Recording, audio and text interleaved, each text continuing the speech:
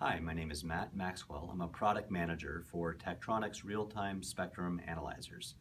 And today here I'm going to compare a Keysight FieldFox field analyzer here, the N9918A, against the newest Tektronix spectrum analyzer. This is the RSA507A. This is a battery-powered field spectrum analyzer. It's USB controlled.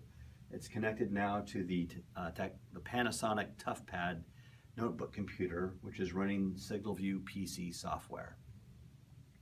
So we'll get started here. Both analyzers have been set to a preset condition, and I'm going to first look at the Tektronix analyzer here. No signals are connected to either analyzer at the moment. I just really want to look at the sweep speed. So the reason why sweep speed would be important is to look at low-level signals, or look for low-level signals with a very low resolution bandwidth filter and the preamp turned on, the two ways that you have to reduce the sweep speed. Reduce the noise floor. So set a 30 kilohertz RBW, and then I'm going to set a minus 30 dBm reference level. And then the next thing I'll do is turn on the preamp. Now I'm going to adjust the attenuator to the lowest that is available on the Keysight product is 5 dB attenuation. So I'll change it to 5 dB attenuation here. This could be 0 dB if I wanted to. But for now I'm going to go back to 5 dB. And before I leave this, I probably need to make sure what kind of traces I have, what kind of detectors. So I'm going to use an average RMS detector. I could do some averaging, but it's a pretty stable measurement right now, so I don't think there's a need to average the signal. And then the last thing before I leave this, I need to show the parameters so we can see what the sweep speed is here. So I close the settings. So one sweep now is taking about 2.6 seconds to 2.9 seconds. There was one that was longer. It's longer because this is a Windows-based machine, and from time to time Windows does some other things that might impact the sweep speed, but for the most part around 2.6 seconds. So 9 kilohertz to 7.5 gigahertz sweep with a 30 kilohertz RBW.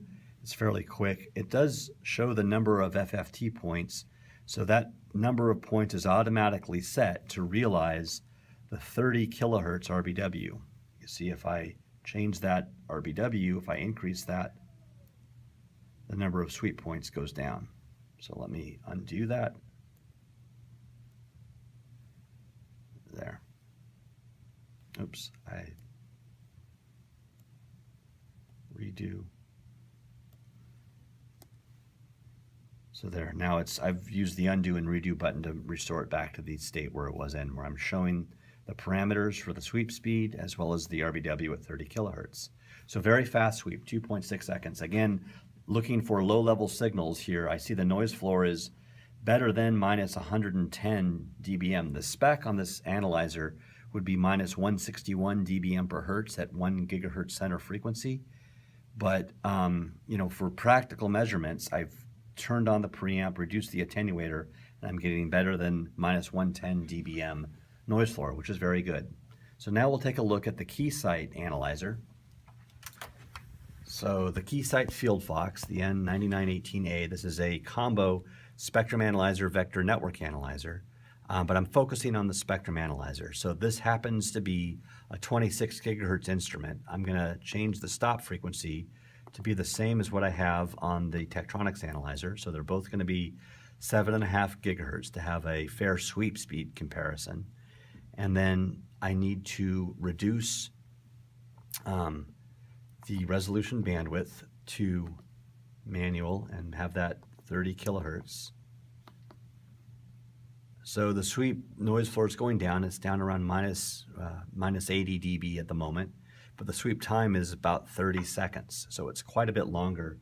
It's more than 10 times longer than the Tektronix sweep speed, even on the worst case Tektronix sweep speed of 2.9 seconds. I need to turn on the preamp just to make sure that we're giving the best shot here for the Keysight product. So I need to turn the attenuator manual and 5 dB and then I need to turn on the preamp and then change the reference level to minus 30 dBm, just like it is on the other product. So now we're getting minus 100 dB here. There's the line. So there's minus 95 at this band break there. So we're not getting as good noise floor performance here. If we're looking for low-level signals out in the field, this can be significant. You want to have good displayed average noise level spec. That's the number that you look for. And here the DANL is about minus 155 dBm per hertz at a 1 gig center frequency. That's the data sheet for the Keysight product. So it's not as good as the minus 161 on the Tektronix RSA507. When I reduce the reference level, turn on the preamp, and reduce the resolution bandwidth filter, my sweep time here is 30.1 seconds. 401 points now refers to the number of points displayed on the screen. That's another interesting thing. Let me show you one more thing back on the Tektronix analyzer. So with this sweep speed, I also have a limited number of points. That's 801. I'm going to increase that to 64,000. So I'm not quite having enough points to resolve all the RBW bandwidths across that span, but a lot more points with 64,000 points that are available here. And of course, I can export the trace points, save the results as a CSV file, which will give me all the trace points that are available there. So that'll be the results export or the trace. Anyway, that's a quick overview of comparing the sweep times between the Tektronix and the Keysight field analyzers and how that might be important for looking for low-level signals. You need to have a good noise floor, a good sensitivity for the analyzer to be able to see low-level signals of interest out in the field. I thank you for your time.